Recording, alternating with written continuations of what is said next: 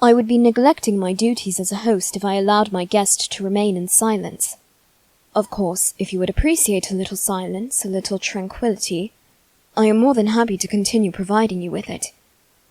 What would you prefer, honored guest? Conversation or silence?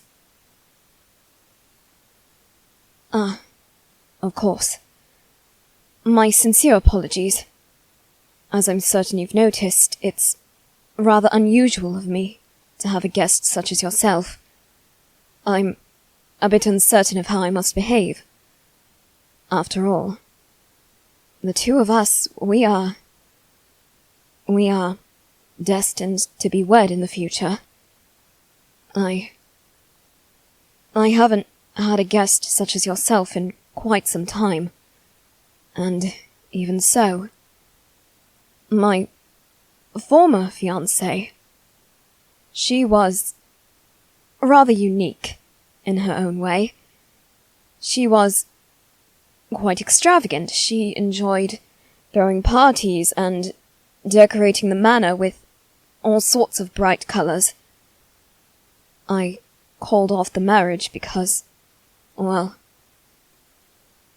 I feared that I wouldn't make her happy, and I desperately wanted her to be happy. She deserved it, after all. So I called off our engagement, called off the future marriage, and now, here we are. I am betrothed to another, just as she is, and I'm suddenly realizing that perhaps speaking of my former fiancé with my new fiancé is not the best topic of conversation, is it?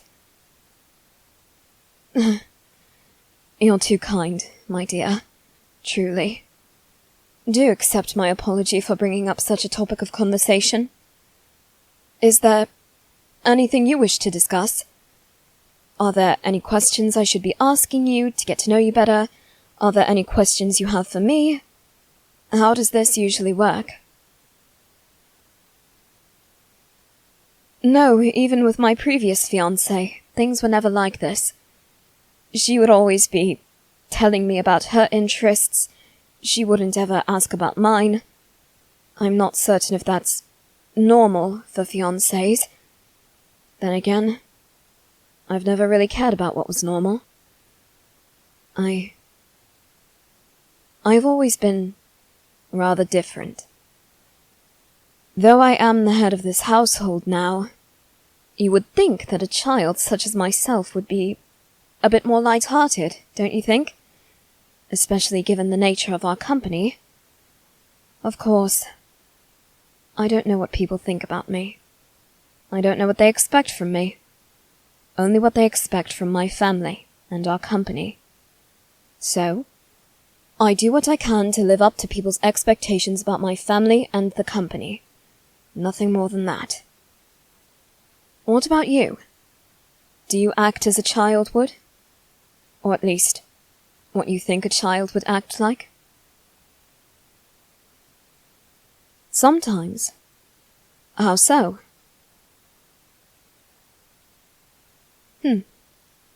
Hobbies are certainly very good to have. What are some of yours? You enjoy reading? We have plenty of books here. During your stay here, you're free to read any of the books we have lying around. I'm certain Sebastian would love having someone else with whom to discuss them. Is that so?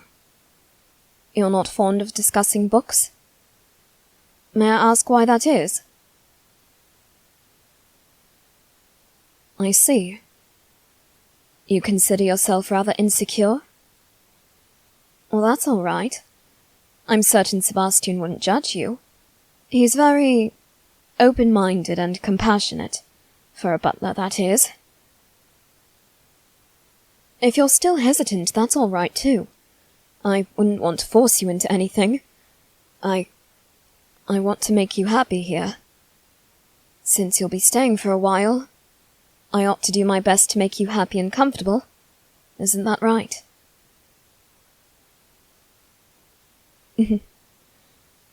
I'm thrilled to hear that you're enjoying your stay thus far. Do you have any other hobbies? Perhaps you like to write? Or draw? I saw the way your eyes lit up just then. Do you fancy drawing? I'm certain we have pens, pencils, and paper that you could use if you... No?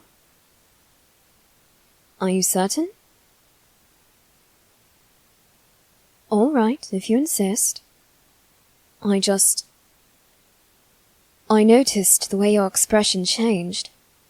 It seemed rather excited, if I may say. I thought perhaps you would enjoy drawing. Was I mistaken in my assumption?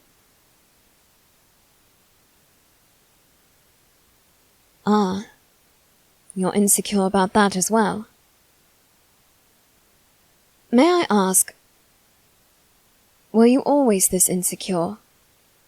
Or did someone say something to you that made you this way? Ah, of course. Your parents. I should have suspected as much. After all, a person born into nobility is also born into some high expectations. I suspect that your family is no different. How unfortunate. While high expectations are good in some circumstances, they can, in fact, cripple a child. And this can lead to insecurity in the future, self-doubt, self-depreciation. It's always rather unfortunate to see the effect it has on someone. Do you wish that you could draw without the fear of being judged? All right, then. I have a proposal for you. Yes, another one. What I propose this time is something a bit more fun, something a bit lighter. How about the two of us draw something together? You and I can collaborate on a piece, and depending on what we think of it, perhaps we can show it to some of the servants. What are you afraid of? Do you really think the servants would judge you? Please. One of them is blind and the other two are complete idiots. They have no reason to judge you.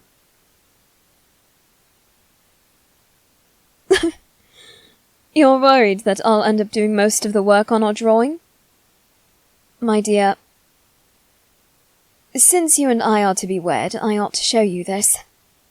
This is the last thing I actually drew. I was giving this my best effort, and this is how it turned out. Go on, you can laugh. I see you're struggling to hold it in. It's all right, I won't be offended. Your laughter is music to my ears, my dear. It is certainly quite lovely, if I may say so myself. Oh? Are you blushing? That's rather adorable. The colour suits you. I do hope that I get to see it more often. So what do you say now? Would you like to give a collaborative piece a try? Of course I won't judge you. To be honest, anything would be better than whatever this is. And we can both agree that this is rubbish, can't we? I think it would be best if we just threw this away entirely. Now, let's work on something together now. Just the two of us, shall we? All right. Here. I have some pens and paper. What do you think we should draw? Each other? On the same piece of paper? I assume then we won't be drawing to scale? Very well. And what should we be doing? Should we be looking at each other? Should we be holding hands or some disgusting shit like that. Oh, my apologies. I can tell from your expression that I shouldn't have said that. Please, forgive my language. You're laughing? Does my cursing amuse you? Why is that? Oh, shut your mouth. So what if I'm still technically a child? That doesn't mean I can't curse. You're lucky that I love you so much. I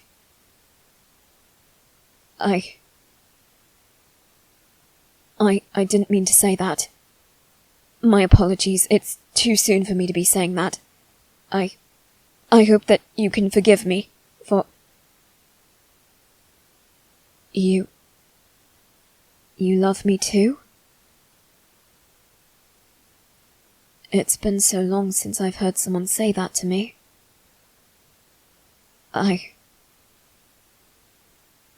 Am I supposed to say I love you back even if I already said it, or... No? Then... what am I meant to do? People usually... kiss? Will a kiss on the hand suffice? I only ask because... I don't think I'm ready to kiss someone just yet. No offense, but we're only just getting to know each other. I'd rather kiss you when it can mean something. When I can be certain that I know exactly who it is that I'm kissing. Thank you, my dear. I appreciate your understanding. There now. How about we draw me kissing your hand? Would that be too difficult, though? It wouldn't? All right. I'm going to mess this up terribly, but at least then you'll feel more confident about your own art, yes? All right. How about I draw you and you draw me? That way we have better reference. How does that sound? All right. Let's get to work then. I apologize in advance. Though I am a terrible artist, I will do my best to capture your stunning features in this drawing, and if it looks horrible, I promise I don't view you as being so grotesque. It's very difficult to capture such true radiance with the hand of a mortal.